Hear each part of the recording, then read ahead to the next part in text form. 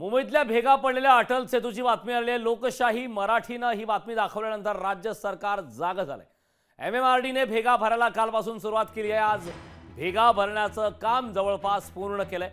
लोकशाही मराठीने प्रशासनाला जागे करण्याचं काम करून सामाजिक कर्तव्य पार पडले। अटल सेतूच्या कामकाजाचा आढावा घेतलाय आमचे प्रतिनिधी विनोद राठोडे।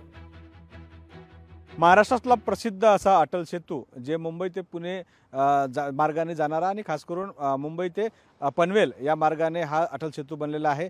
लोकशाही मराठीने या अटल सेतूच्या भेगा पडलेल्या बातमी सर्वात पहिले दाखवली होती आणि त्याची दखल अनेक राजकीय पक्षांनी घेतली।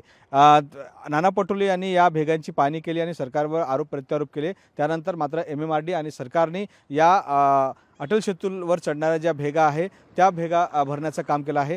कामाचं स्वरूप आपण बघू शकता कशा प्रकारे लोकशाहीच्या बातमीची दखल घेतल्यानंतर मात्र कामाला तातडीने सुरुवात केली आणि कालपासून आतापर्यंत हे जवळपास भेगा भरण्याचा प्रयत्न MMRD कडून केला आहे।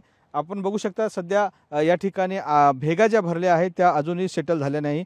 इंजिनियरचं असं मत आहे की ह्या ज्या भेगा आहेत त्या आम्ही ट्रीटमेंट पूर्ण केला आहे आणि कालांतराने ह्या भेगा भरतील, परंतु सध्या वेळ लागेल कारण पाऊस कधी कधी या ठिकाणी पडतो, त्याच्यामुळे ह्या भेगा भरायला वेळ लागतील। परंतु अटल सेतूकडे जाणारा जो मार्ग आहे त्या मार्गाने यासारख्या पहिल्याच 4 महिन्यानंतर भेगा पडणं हे कुठे ना कुठे एक प्रश्नचिन्ह निर्माण करतो आणि कामाची जी क्वालिटी आहे त्यावरही कुठे ना कुठे या ठिकाणी प्रश्नचिन्ह निर्माण होतो। कामकाज मात्र अजून सुरू आहे।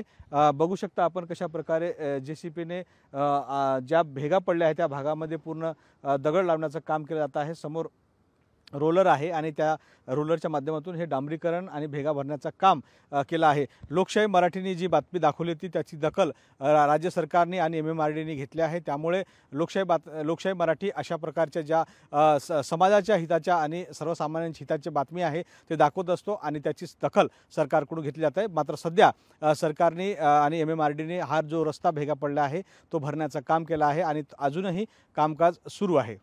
व्हिडिओ जर्नलिस्ट विनोदसह विनोद राठोड, लोकशाही मराठी, मुंबई। काल आपण पण पाहिलं असेल एक गणात्रा म्हणून कोणीतरी आहे त्यांचे प्रोजेक्ट हेड, त्यांनी ज्या पद्धतीने उत्तर दिलेलं, जी बॉडी लँग्वेज त्यांची होती आणि जसं उत्तर दिलेलं आहे, जगात कुठच्याही देशात अशा व्यक्तीला सस्पेंड करून जेलमध्ये टाकलं जाईल।